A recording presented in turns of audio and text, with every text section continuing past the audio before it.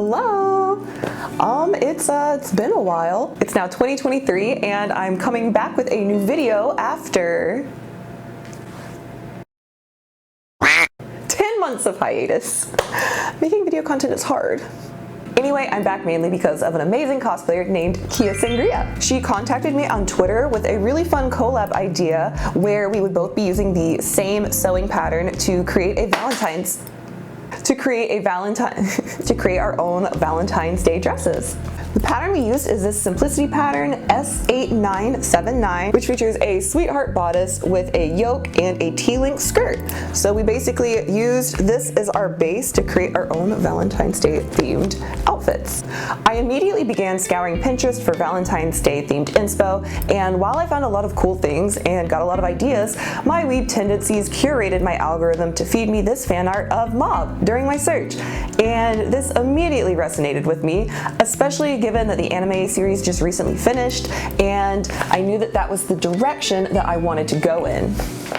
I sketched up my concept idea using Procreate, basing the design around Mob's school uniform, but I wanted to make it look more like a little black dress to kind of fit with the Valentine's Day theme that I was going for and give it a more high fashion look and something that's a bit more distinguishable from, like, you know, the generic schoolboy uniform. In my original design, I was going to rip up the skirt and add a red tulle skirt underneath, but I ended up scrapping that idea in the end just because I didn't have quite enough time to get all that done, and I decided I wanted it to be more of a sleek, kind of high fashion-y look-ish. Once I was satisfied with my design, it was time to shop for fabric. I ended up going with Fabric Wholesale Direct because I had recently watched Sarah Spaceman's video. It's called These Fabrics Will Change Your Cosplay Game, and I saw her mention power mesh. And because I wanted to use a sheer material for the yoke, I thought power mesh sounded really cool. It also gave me that nice sheer look that I was going for, and I wanted to try working with it. In all, I got 4 yards of cotton broadcloth, 2 yards of power mesh, and 2 yards of poly silk lining. I cut out all of my pattern pieces and started with the bodice first. I added fusible interfacing to the lining for structure because I planned to use boning in the bodice. Might not be necessary, but whatever.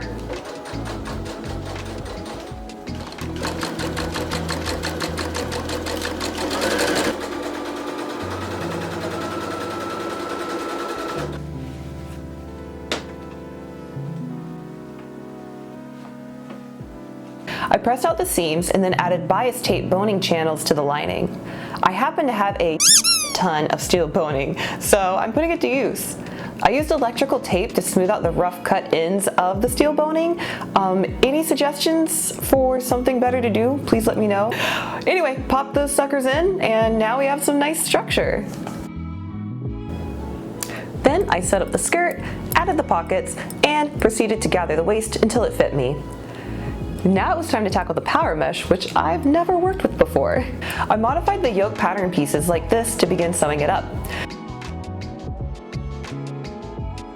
The sleeves ended up fitting nicely.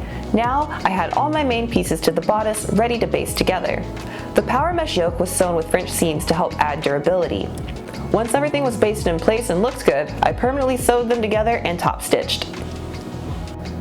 This is where I was at so far before alterations. The only real issues were the power mesh being loose and creating a little bit of a bubble where the zipper was in the back. I made the needed alterations and then reinstalled the zipper. For the fake button placket, I used a strip of velvet trim just to add a little bit of different fabric contrast due to all the black fabrics that are being used in the project, and then sewed it on like so. Next up was the most challenging part, which was creating the maze on my bodice. I mapped out the maze with my chalkener and used my machine to base the pattern in place so that all the bodice pieces wouldn't move around and create any puckers. I used this red cording along with a cording foot and zigzag stitched onto the maze.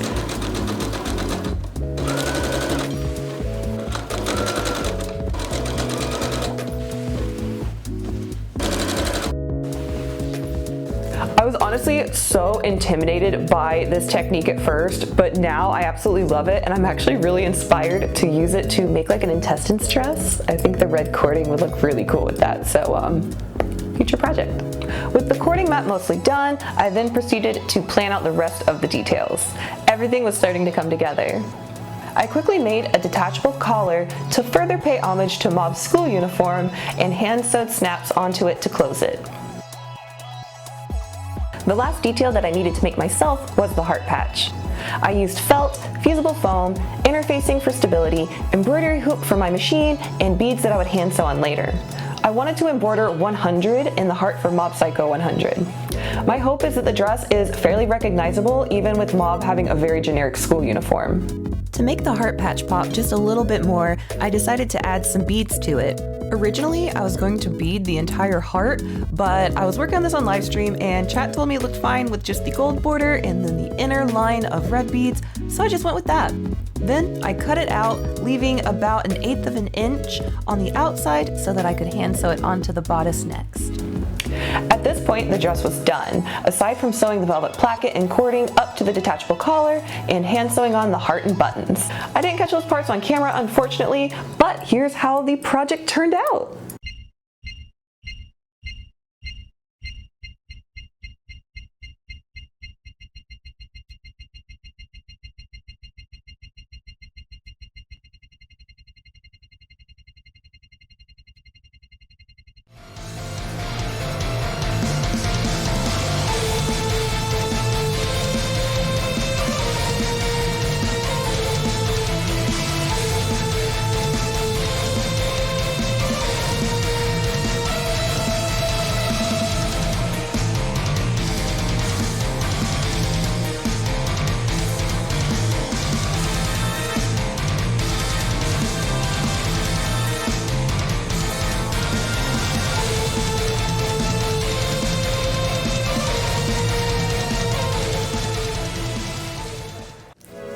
Well, that's it. I hope you guys enjoyed this video and the project.